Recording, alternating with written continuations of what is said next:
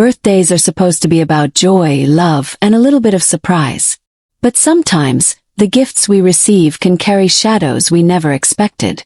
When I opened the package from my sister, I was surprised to find a beautifully wrapped bottle of whiskey.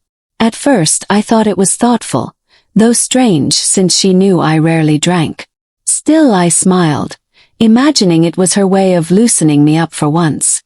I had no idea that this simple gift would drag me into a storm of betrayal, hidden secrets, and a family scandal so twisted it would change how I saw my sister forever. On a whim, I decided not to keep the whiskey for myself. Instead, I handed it over to her husband later that evening when I bumped into him. It was casual, harmless, or so I thought. What happened next still chills me. My brother-in-law looked at the bottle with wide eyes, his face turning pale, and then he confessed something that made my stomach drop. That bottle wasn't meant to be a gift at all. It was a cruel disguise, a weapon hidden behind ribbons and glossy paper. What I thought was kindness from my sister turned out to be the start of a nightmare I couldn't have imagined. By giving that bottle away, I had unknowingly uncovered her darkest plan, a plan that could have destroyed lives if it hadn't been stopped in time. What was meant to be a celebration of life had been twisted into something deadly. And suddenly, I realized the gift wasn't for me at all. Birthdays were never a big deal for me. I wasn't the type to throw lavish parties or expect extravagant gifts. A quiet dinner with a few friends or a phone call from my parents was enough to make me feel remembered. So when the courier rang my doorbell that morning and handed me a neatly wrapped package, I felt a flicker of surprise. I wasn't expecting anything. The box was sleek, tied with a golden ribbon, and on the top sat a card with familiar handwriting. My sister's. I smiled as I carried it inside, setting it on the kitchen counter before tearing into the wrapping. The paper fell away to reveal a tall, dark glass bottle. Whiskey. The label gleamed under the light, expensive and imported. For a moment I just stared at it, my eyebrows raised. She knew I rarely drank, maybe a glass of wine once in a blue moon, but whiskey had never been my thing. Still, I laughed quietly to myself.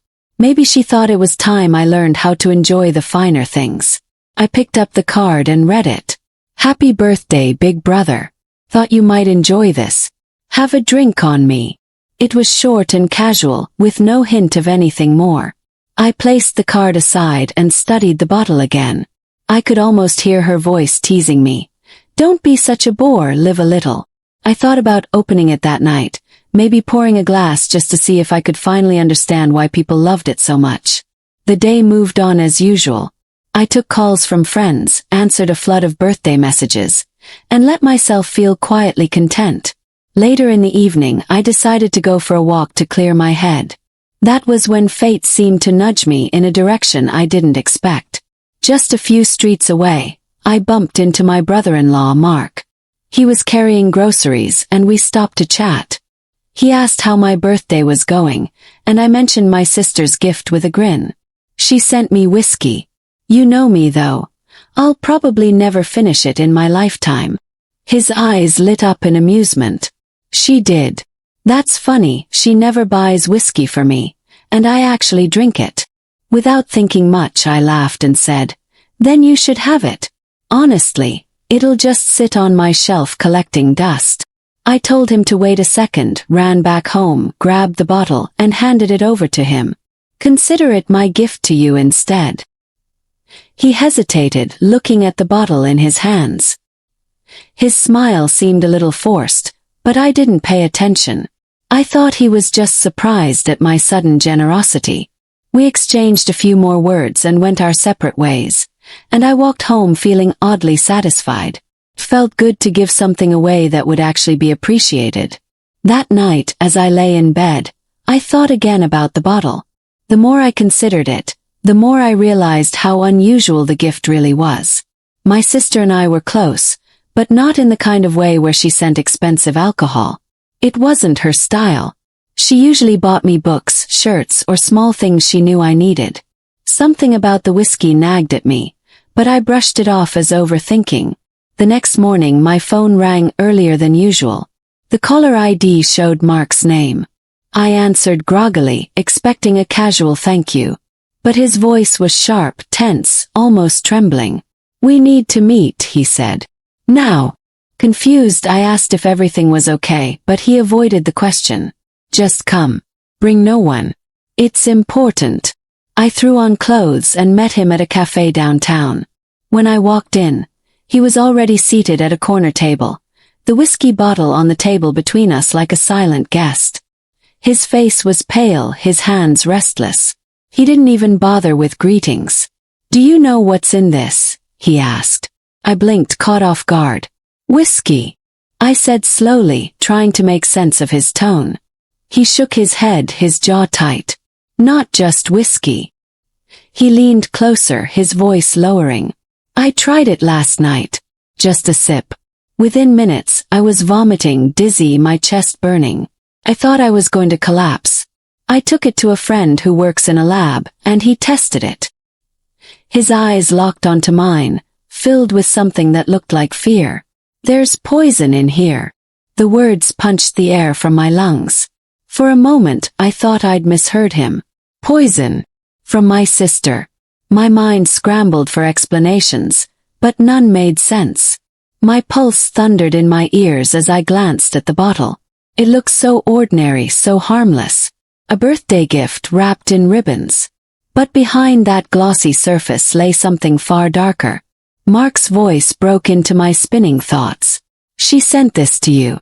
Do you realize? If you'd opened it and taken a sip..." He trailed off, shaking his head. The implication hung heavy between us. I leaned back in my chair, my stomach twisting.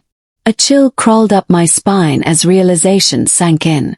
That gift wasn't just unusual, it was dangerous. And the question I couldn't push away was, why? I sat frozen in the cafe chair, staring at the whiskey bottle as if it might suddenly leap off the table and attack me. "Poison." The word clung to my mind, echoing again and again, dragging me deeper into disbelief. Mark's face was grim, his eyes shadowed with exhaustion. He looked like a man who hadn't slept all night. "I didn't want to believe it at first," he said quietly. "I thought maybe it was bad liquor or contaminated during shipping. But the lab confirmed it. This was no accident. Someone tampered with it deliberately."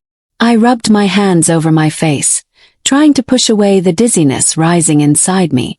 "That doesn't make sense," I muttered. "She's my sister. Why would she?" My throat closed around the thought, unwilling to let me say it out loud. Mark leaned closer. "You're missing the point. I don't think it was meant for you. I think it was meant for me." The cafe around us hummed with normal life. Clinking cups, soft chatter, the hiss of the espresso machine. But inside me, the world tilted on its axis. "You're saying, she tried to kill you?" The words came out hollow, like they belonged in a crime show, not in my own family's story. His lips pressed into a hard line. "Our marriage hasn't been good. 4 months now she's been distant, cold. We barely talk except to argue. And I recently found out about the insurance policy she took out in my name 2 years ago. Hefty one. If something happened to me..." He tapped the bottle with his finger. "She'd be set for life." I shook my head in disbelief, though a sliver of dread cut through me. My sister wasn't perfect. She could be selfish, stubborn, even cruel when she wanted her way. But murder? That was a line I couldn't imagine her crossing. Yet here was her husband, pale and trembling, with poisoned whiskey as evidence. "Have you confronted her?" I asked. He gave a humorless laugh. "Not yet. I wanted to be sure first. That's why I called you. I needed you to hear it before I confronted her. If I go at her alone, she'll deny everything, and maybe I'll start to doubt myself. But with you," he paused, his voice softening. "You're her brother. She can't lie her way past both of us." The thought of facing her sent a cold weight settling in my stomach. Images of childhood flashed in my mind. My sister running barefoot in the yard, her laughter loud and carefree. The two of us sharing secrets at night, whispering under the covers. How could that same girl grow into someone who would send poison wrapped as a gift? But the bottle sat there as silent proof. And proof didn't care about memories. I swallowed hard. All right, we'll do it together. But we have to be careful. If she really did this, if she really wanted you dead, then she's not the sister I thought I knew. Mark nodded, relief flickering across his face. Tonight, my place. She won't expect anything if we act normal. We'll put the bottle on the table, and we'll see how she reacts. The plan was simple, but my nerves buzzed all day like frayed wires. I went through work in a fog, barely answering emails, my mind circling endlessly around the same questions. Why would she risk something so monstrous? Had she planned it for weeks, months?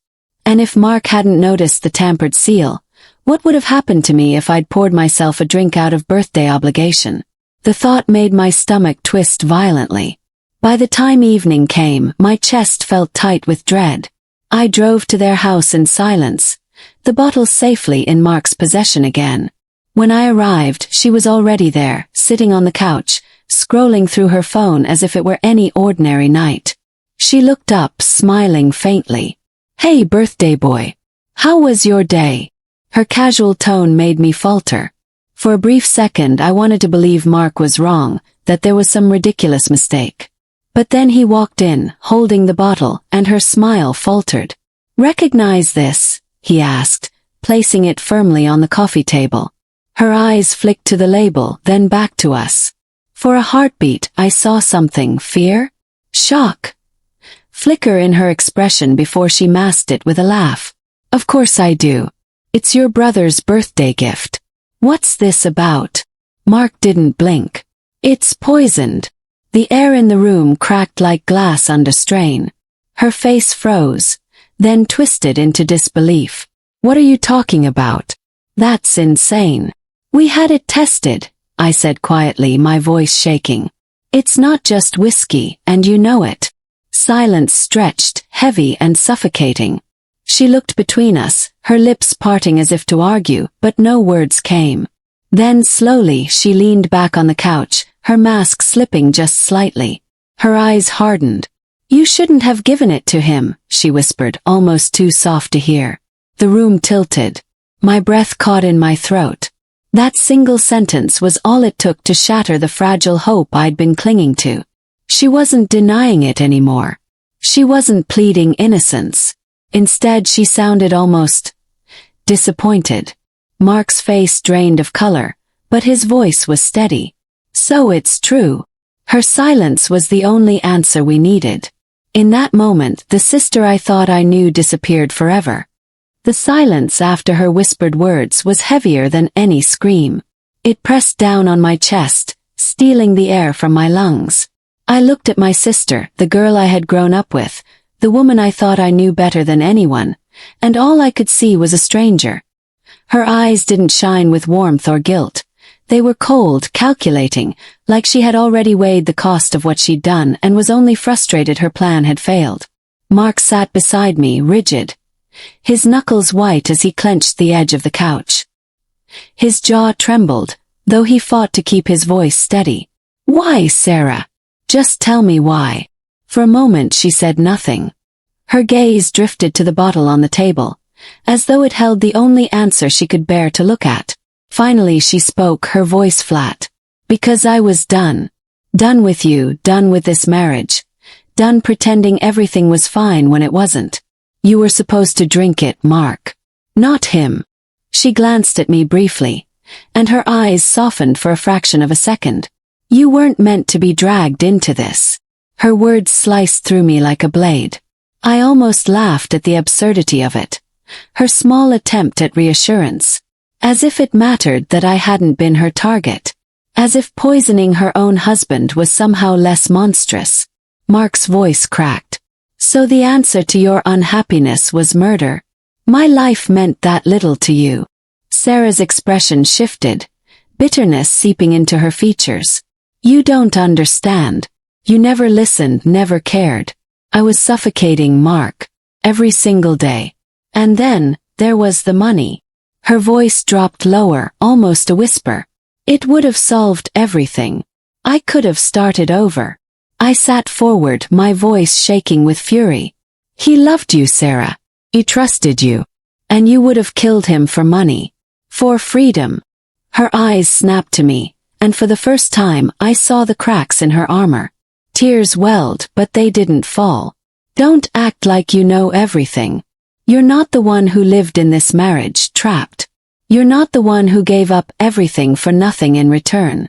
I was tired of being invisible. The room spun with the weight of her confession. This wasn't the sister I remembered from our childhood, the one who shielded me from bullies, the one who promised we'd always have each other's backs. This was someone else, someone twisted by resentment, greed, and bitterness. Mark shook his head slowly, his voice breaking. Invisible. You had a home, a life, security. And I would have given you more if you'd just said the word. But you wanted my death instead. Do you even realize what you've done?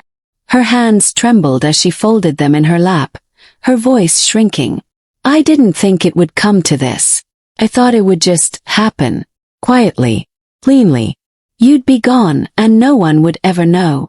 Something in me snapped. But I would have known, Sarah. I was the one who got that bottle. Do you realize what could have happened?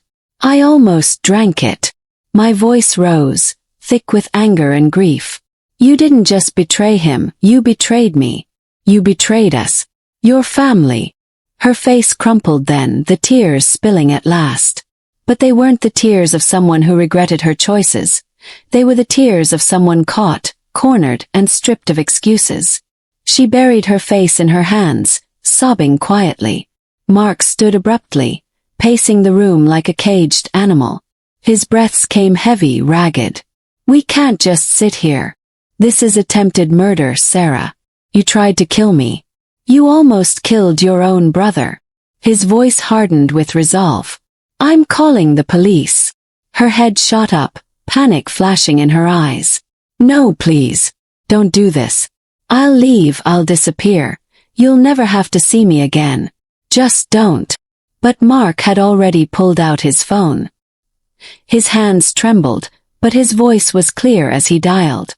I watched her face crumble into desperation, her sobs turning into frantic pleas. Don't ruin me, Mark. I made a mistake. Please, I'll fix it. I'll go away. The sound of his voice speaking to the dispatcher made everything real. This wasn't a nightmare I'd wake from. This was happening. My sister, my flesh and blood, was being reported for attempted murder. And though part of me wanted to scream to stop it, to protect her from the ruin she had created, another part of me knew there was no turning back. When Mark ended the call, silence stretched again, broken only by Sarah's quiet sobs. My heart ached, but my anger was stronger. I had to remind myself that mercy couldn't erase what she'd done, what she had planned. If we had stayed silent, if we had pretended it was all a mistake, who knew what she might have done next? Minutes later, red and blue lights flashed outside the window. The knock on the door made Sarah flinch violently. She looked at me then, her eyes wide, searching for a shred of the brother who once promised he'd always protect her. But all I could do was look away. The officers entered, calm but firm. Mark handed them the bottle, explained everything. They listened, took notes, and then turned to Sarah. One of them recited her rights while the other placed the cold steel of handcuffs around her wrists. She didn't fight, didn't argue. She only stared at the floor, her tears dripping silently onto her lap. As they led her out the door, my chest felt hollow, as if something vital had been ripped away. I wanted to chase after her, to hold on to the sister I used to know, but I couldn't. That sister was gone, replaced by the woman who had chosen betrayal over love. The door closed behind them, leaving me and Mark standing in a house that suddenly felt too quiet, too empty.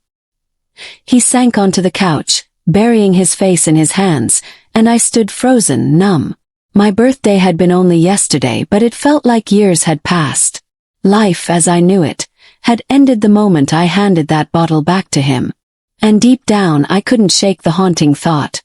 Had I kept the gift for myself, it would have been my body carried out of this house instead of hers. The night Sarah was taken away felt endless. I barely slept, lying awake in my darkened room with the sound of sirens still echoing in my ears. Every time I closed my eyes, I saw her face as the officers led her out, pale, tear-streaked and broken. But it wasn't the face of an innocent woman wrongfully accused. It was the face of someone who knew she had been caught. The thought twisted inside me like a knife. I wanted to remember her laughter, our shared childhood secrets, the warmth she once gave me. Instead, I kept remembering her whisper, "You shouldn't have given it to him." By morning, the news had spread through the family like wildfire. My phone buzzed constantly. Calls from relatives, texts from cousins, even my mother's frantic voice messages. Everyone wanted answers, but I had none to give. What could I say? That my sister, the same woman who always fought to protect me growing up, had tried to poison her own husband. That she almost killed me by accident. Words felt too weak to carry the weight of the truth. When I finally answered my mother's call, her voice was trembling. "Tell me it isn't true," she pleaded. "Tell me Sarah didn't do this." My throat tightened. "Mom, they tested the bottle. It wasn't just whiskey." There was silence on the other end, followed by muffled sobs. My father took the phone next, his tone sharper, steadier, but carrying the same undercurrent of disbelief. "We'll go to the station. We need to see her." Later that day I joined them. Walking into the police station felt surreal, like stepping into a world I didn't belong to. The officers treated us with professional detachment, but I could see the judgment in their eyes. We weren't just any family. We were the family of a woman accused of attempted murder.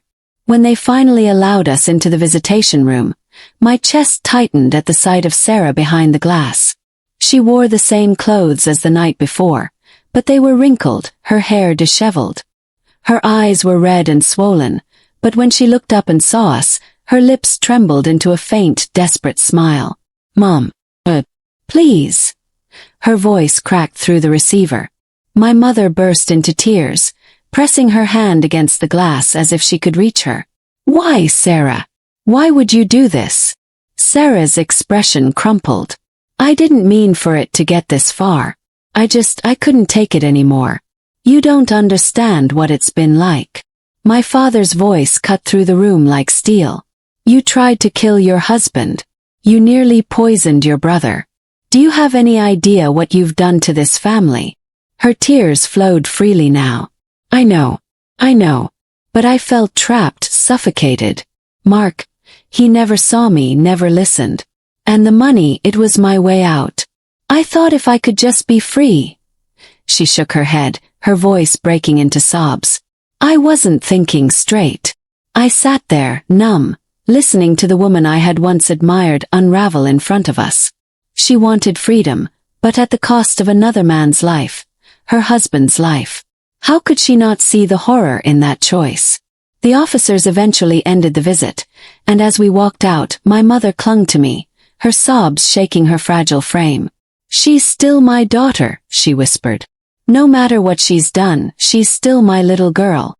My father, on the other hand, walked in silence, his jaw tight, his eyes fixed straight ahead. I knew his silence wasn't strength. It was devastation. He was a man torn between love for his daughter and the knowledge that she had crossed a line that could never be undone. Back at Mark's house, the air was heavy with grief. He sat at the kitchen table, staring blankly at the wall, the bottle of whiskey now locked away as evidence. "I keep asking myself what I did wrong," he said quietly. "Did I push her too far? Did I miss the signs?" I sat opposite him, shaking my head. "This isn't your fault. You didn't make her put poison in that bottle. That was her choice." But even as I said it, a part of me wondered if blame was ever that simple. Could years of unhappiness twist someone so badly that murder felt like an escape? Or was it something darker inside her all along? Days turned into weeks as the case unfolded. Sarah was officially charged with attempted murder and held without bail. The evidence was damning.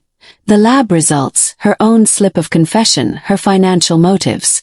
The whispers from neighbors and relatives grew louder, and everywhere I went, people looked at me differently. I wasn't just myself anymore. I was the brother of her. The hardest part was the divide within our family. My mother refused to abandon Sarah, visiting her regularly, clinging to hope that somehow things could be made right. My father, though he went with her sometimes, grew more distant, retreating into silence. At night, I'd hear him pacing, muttering under his breath, as if trying to rewrite the past in his head. For me, the guilt was constant. I replayed that moment again and again, me handing the bottle to Mark with a laugh, thinking it was nothing more than a harmless gift exchange. If I hadn't done that, would the truth have stayed buried forever? Would I be lying in a hospital bed, or worse, without ever knowing what had happened? The thought haunted me. My birthday, the day meant to celebrate life, had nearly been the day of my death. And it was my sister, my own blood, who had put me in that position. One night, unable to sleep, I sat on the porch staring into the darkness. Mark joined me, his face drawn but steadier than it had been in days. "You know," he said, "as much as I hate her for what she tried to do, a part of me still loves her. That's the worst part. I don't know how to stop." I nodded slowly. "She's family. No matter what, that bond doesn't disappear. But love doesn't erase what she did. And we both have to live with that truth." He sighed, his shoulders slumping. "The trial's coming soon. Once it starts, everything will be out in the open. No more hiding." The word trial lodged in my chest like a stone. I knew he was right. What had begun as a simple birthday gift had spiraled into something that would define the rest of our lives.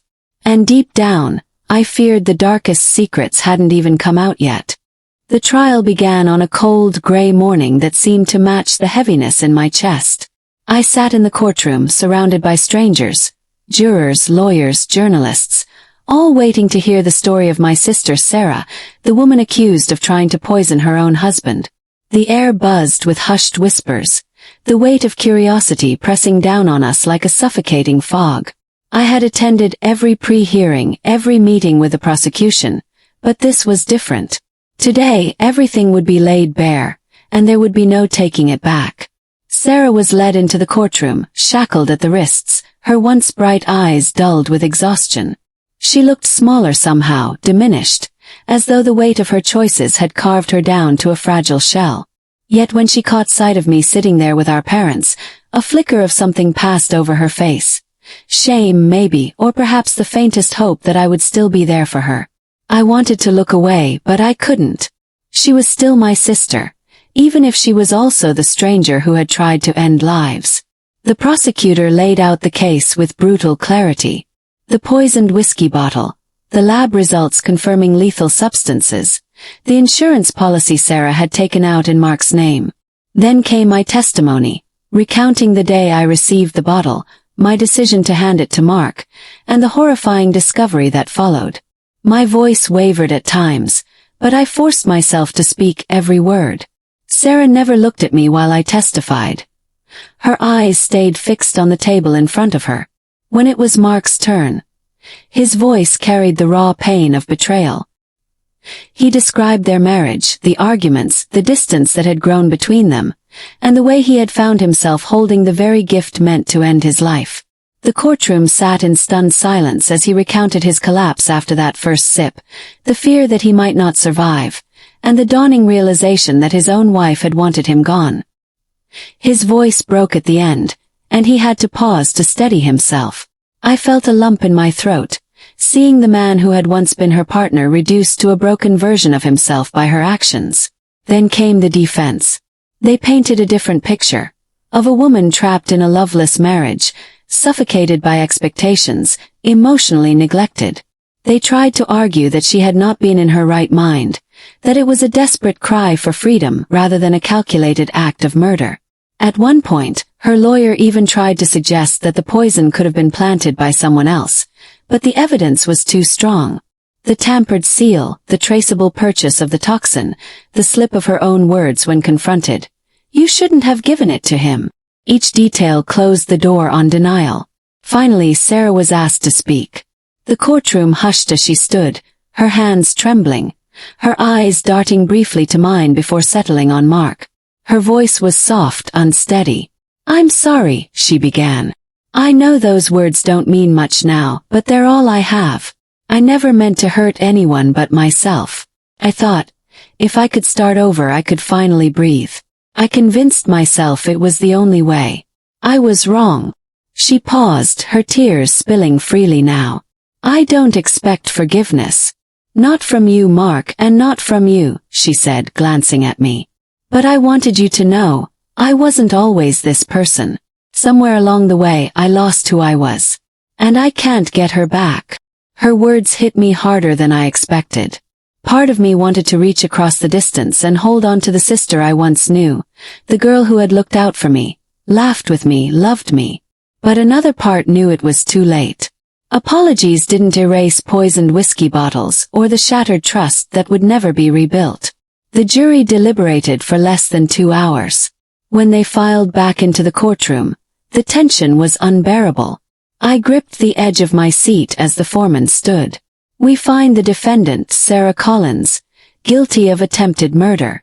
The words landed like stones in my chest. My mother sobbed quietly beside me, clutching my father's hand.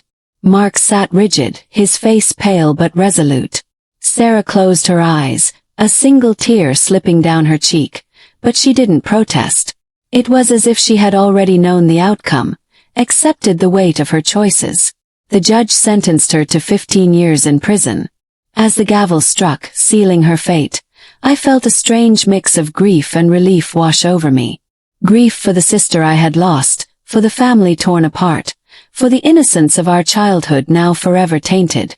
Relief that justice had been served, that Mark was alive, that the darkness had been dragged into the light before it could claim more victims.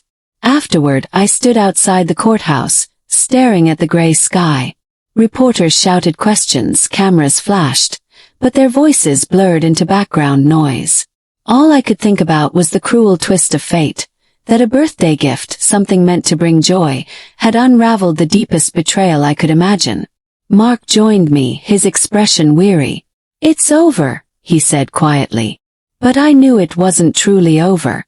The scars would remain, on him, on me, on our entire family. Sarah would spend years behind bars, and we would spend years trying to make sense of the pieces she had left scattered. That night, I sat alone at home, staring at the empty space on my counter where the bottle of whiskey had once sat.